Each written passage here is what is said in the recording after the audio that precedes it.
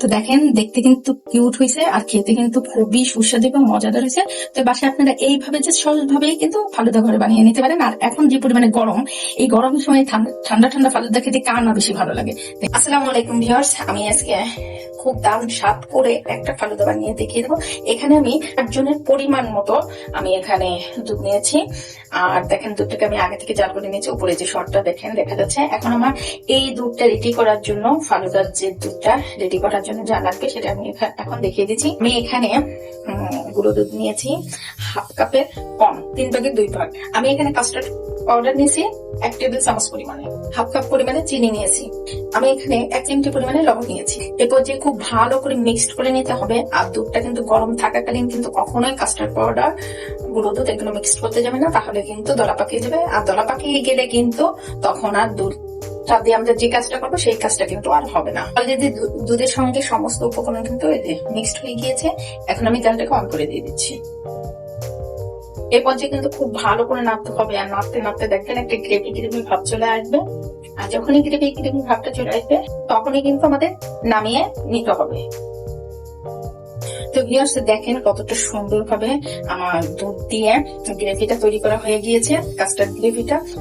তো আপনারা যদি চান তাহলে কিন্তু কর্নফ্লাওয়ার দিয়েও কিন্তু এই কাজটা করতে পারেন। আর সেক্ষেত্রে কর্নফ্লাওয়ার দিলে কিন্তু ভ্যানিলা এসেন্সটা অবশ্যই দিবেন একটা ফ্লেভারের জন্য, নাহলে কিন্তু ভালো লাগবে না খেতে।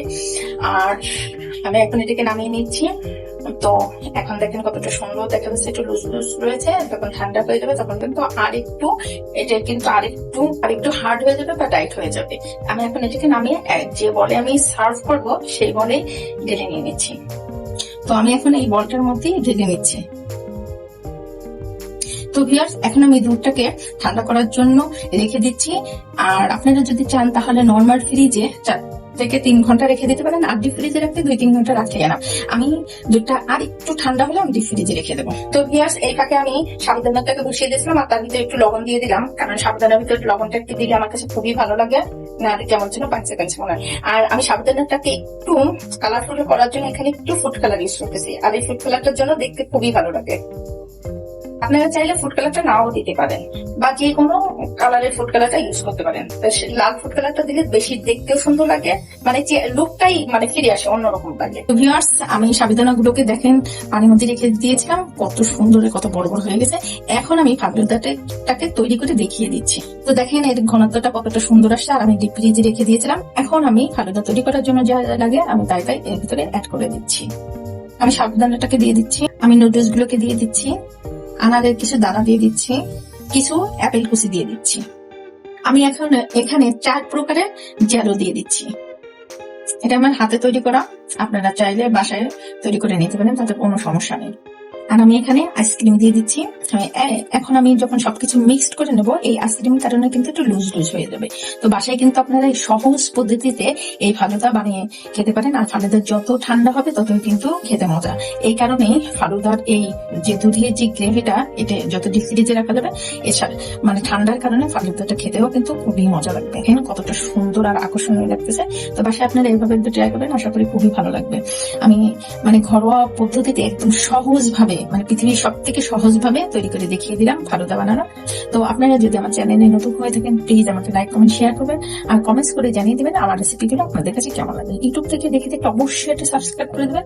আর ফেসবুক থেকে দেখে থাকলে অবশ্যই একটা লাইক এবং ফলো দিয়ে রাখবেন। এই পর্যায়ে আমি কিছু এর ভিতরে বরফ দিয়ে দিচ্ছি।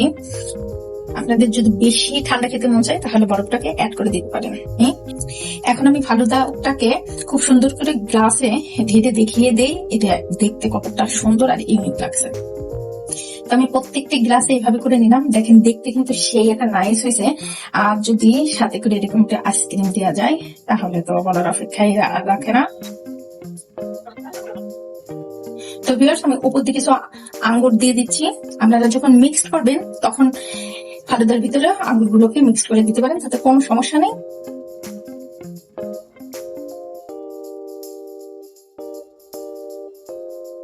তো দেখেন দেখতে কিন্তু কিউট হয়েছে আর খেতে কিন্তু খুবই সুস্বাদু এবং মজাদার হয়েছে। তো বাসায় আপনারা এইভাবে যে সহজভাবেই কিন্তু ফালুদা ঘরে বানিয়ে নিতে পারেন। আর এখন যে পরিমাণে গরম, এই গরমের সময় ঠান্ডা ঠান্ডা ফালুদা খেতে কার না বেশি ভালো লাগে। কিন্তু সবাই ভালো থাকবেন, সুস্থ থাকবেন। নতুন নতুন কোনো রেসিপি নিয়ে আবার সামনে হাজির হবো। আল্লাহ হাফেজ।